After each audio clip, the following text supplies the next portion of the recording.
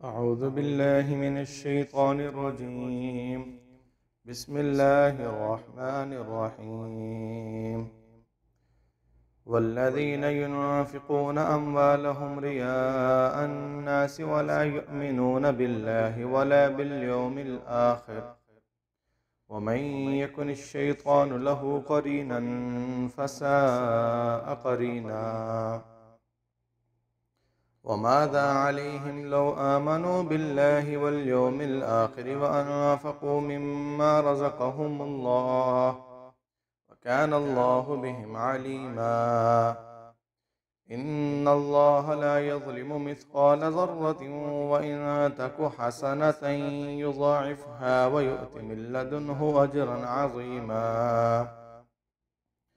फ़कैफ़ इज़ा जि'ना मिन कुल्लि उम्मतिन बिशहीदिन व जि'ना बिका अला हाउलाइ शहीदा।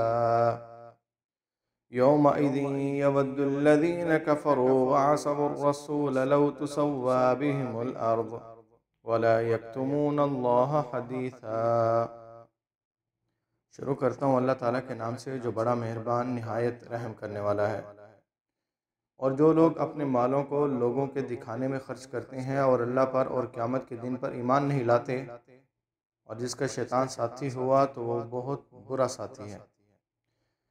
और अगर ये अल्लाह और क़यामत के दिन पर ईमान ले आते और अल्लाह के दिए हुए माल में से खर्च करते तो इनका क्या नुकसान था, और अल्लाह उन्हें खूब जानता है। बेशक अल्लाह किसी का एक ज़र्रा बराबर भी हक़ नहीं रखता, और अगर नेकी हो तो उसको दुगना कर देता है और अपने हाथ से बड़ा सवाब देता है।